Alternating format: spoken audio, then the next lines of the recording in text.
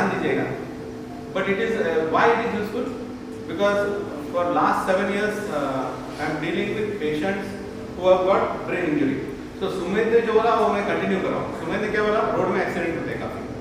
तो एक्सीडेंट में जब होते हैं अगर हेलमेट नहीं पहना तो ब्रेन इंजरी होती है. That is one state of brain injury. या तो एज के हिसाब से कुछ लोगों को स्ट्रोक आता है. तो स्ट्रोक आता है तो अंदर क्लॉट आ गया, part of brain is damage. ऐसे अलग अलग टाइप के ब्रेन इंजरी है. तो उसमें प्रॉब्लम क्या है कि होता ऐसा इतना डिफेक्ट इतना ही इधर ही हो गया. ओके, पर पूरा हाथ बॉडी अफेक्ट हो जाता है. ओके, तो क्या होता है कि अभी सपोज मेरा राइट साइड अफेक्ट है, तो या तो हाथ ऐसा हो जाएगा, प्लास्टिक होता है वो, तो हाथ काम ही नहीं करेगा. और ये वो पाँव में भी काम कुछ प्रॉब्लम हो गया. अभी ये पूरा हाथ बॉडी अफेक्ट हो गया तो यू नो फंक्शन नहीं कर, चल नहीं पाते, दिख नहीं पाते, बहुत कुछ अफेक्ट हो जाता है. तो इसमें प्रॉब्लम क्या है कि जो कन्वेंशनल मेडिकल इंडस्ट्री है उनका ये मानना है कि एक बार ब्रेन डैमेज हो गया तो परमानेंट.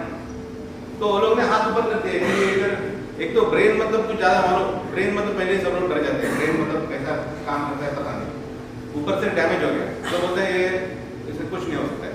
तो they give up on the half the body. Okay, मतलब ये बॉडी गया, इसमें कुछ वापस रिकवरी नहीं हो सकता, ऐसा उनका मानना है. तो फिर क्या करते हैं, पेशेंट को ऐसे चलाते हैं, फिर वो पेशेंट ऐसे चलता है. This called as compensation. मतलब जो सही बॉडी है वो अफेक्टेड बॉडी को उठा रहा है. So this is a very wrong way of recovery. उसमें क्या होता है कि brain has got plasticity. Now that plasticity can be used in a positive manner. It's like you know we develop good habits तो हम अच्छी habits positive हो जाते हैं. पर if we develop bad habits तो प्लास्टिसिटी की वजह से हम नेगेटिव में चले जाते हैं. तो ये फिजिकल नेगेटिविटी में क्या है, तो इसकी वजह से बहुत सारे कॉम्प्लिकेशन हो जाते हैं. So reason for that is two. One is the handicap is assumed to be permanent and it is assumed that it is impossible to get this back. Two problems. And third problem is compensation. Okay. तो इसके ऊपर एक Indian scientist ने research किया है. उनका नाम है doctor Raju Losar madam. She is in Mumbai. उन्होंने स्विट्जरलैंड में जाकर रिसर्च किया और उसके ऊपर सोल्यूशन ढूंढ के निकाला. और उधर फिनलैंड, स्वीडन, फ्रांस, वहाँ पे इसके ऊपर काफ़ी काम हो रहा है. मेरे पास काफ़ी वीडियो है, आई शेयर विद गर्वित. और Garvit if you want anyway you can share with, और यूट्यूब में है, I tell you what it is. So lot of Europeans are recovering. तो उन्होंने ब्रेन का अंडरलाइन जो मैकेनिज्म है, ये ऐसा क्यों होता है, हाफ बॉडी क्यों जाता है, उसके ऊपर ही फाइंड आउट किया, उसका डिस्कवर किया क्यों हुआ. और उसके ऊपर उन्होंने ये फाइंड आउट किया कि ग्रेविटी और ब्रेन का बॉडी का कनेक्शन है. तो इसलिए ऐसे पेशेंट को खड़ा नहीं करना चाहिए, जमीन पे रख के कुछ करना चाहिए. तो जो जमीन पर रख के उसको एक्सरसाइज करेंगे तो नेगेटिव सिम्टम्स नहीं आते हैं और जो गया हुआ पार्ट है वो वापस आता है. तो कॉम्पेंसेशन की जरूरत ही नहीं पड़ती. तो the scientist have made impossible possible. मतलब ये जो अज्यूम्ड है, बिलीफ है कि नहीं हो सकता है, वो हो सकता है, ये उन्होंने प्रूव किया है.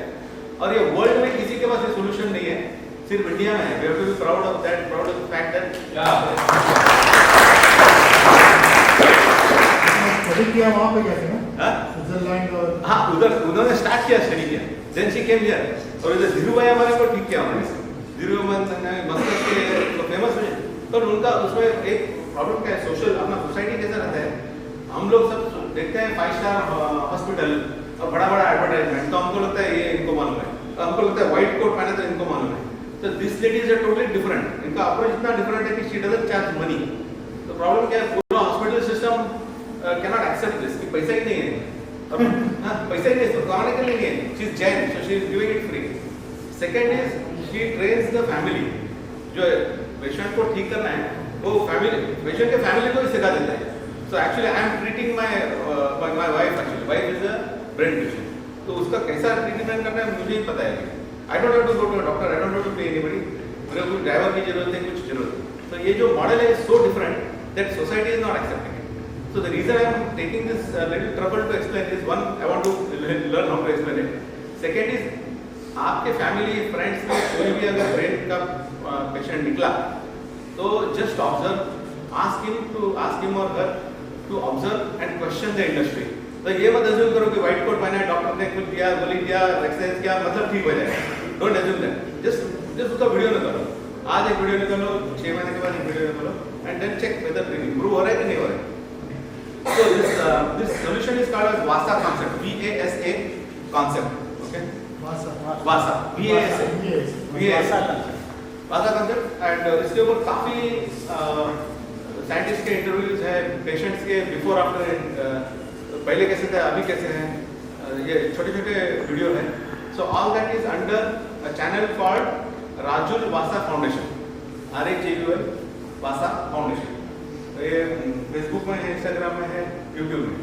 तो just remember VASA and then you will be able to figure out.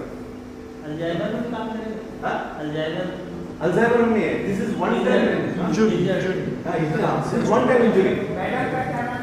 Raju RAJUL VASA. Raju Thank you.